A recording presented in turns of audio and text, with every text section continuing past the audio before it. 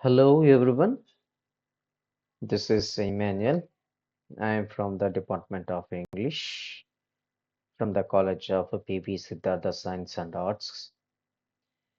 Today we are going to discuss about barriers to communication.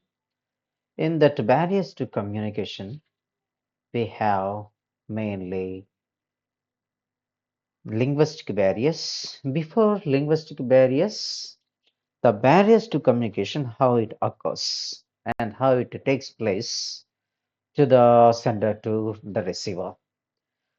See, a number of barriers hinder the culmination of communication process. Some of them originate from the source sender. Some occur on the channel of transmission and some surface at the time of decoding the message by the receiver. And mainly we can see the first one, linguistic barrier. The linguistic barrier is about language barrier.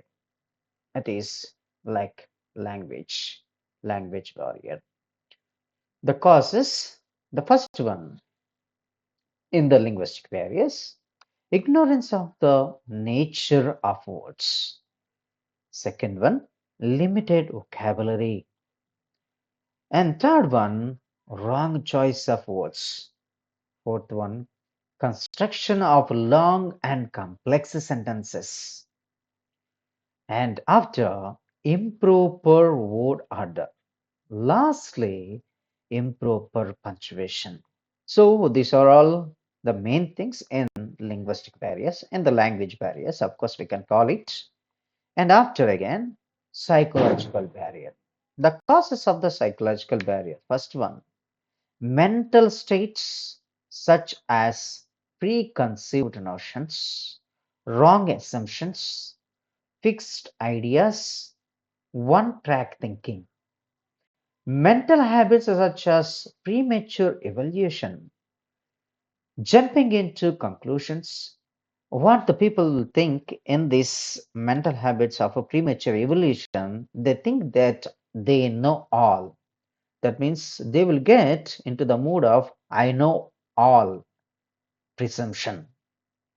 The thing is, I know all presumption.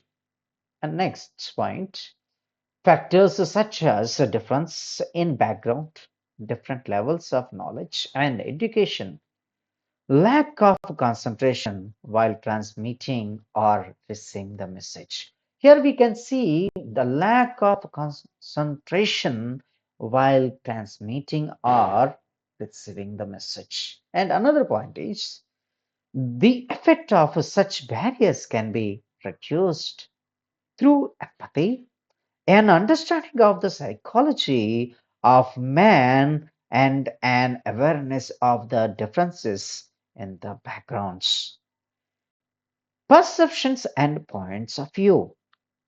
And the next one, interpersonal barrier. The causes of interpersonal barriers, the person, those who have strong emotions and feelings, unshared perceptions and ideas. They will have the thinking of negative attitude. They will have negative attitude. It is the responsibility of the sender and the receiver to ensure proper communication. And so one of them has to take initiative and advance step and in the right direction.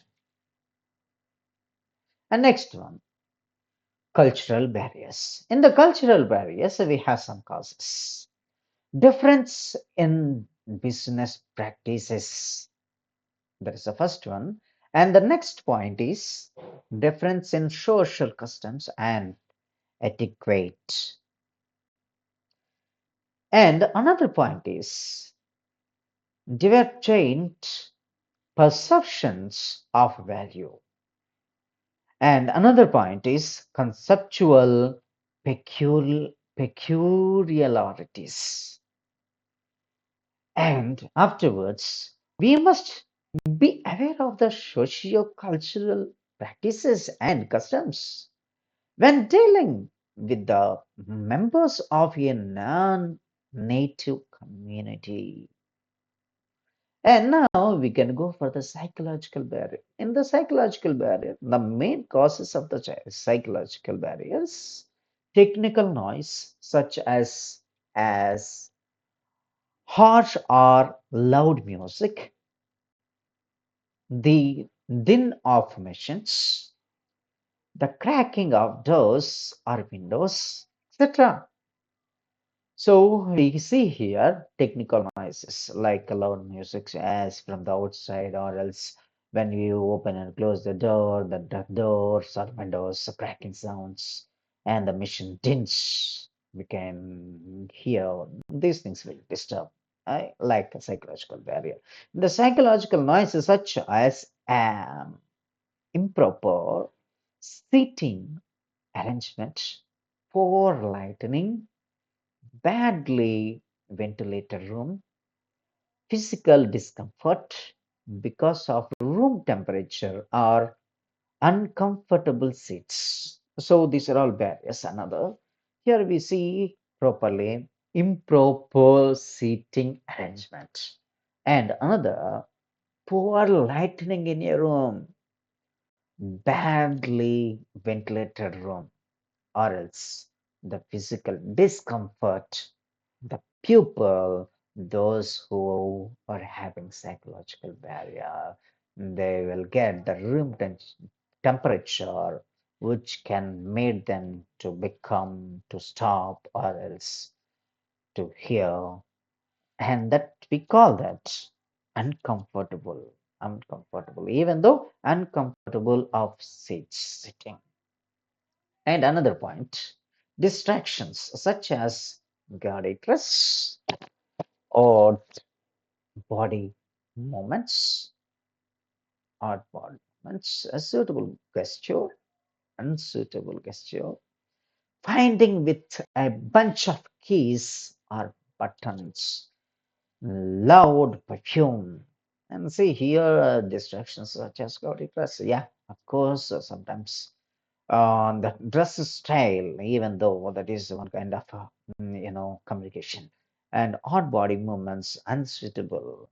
We can call that unsuitable gesture and fiddling with a bunch of keys or else buttons, loud perfume, etc.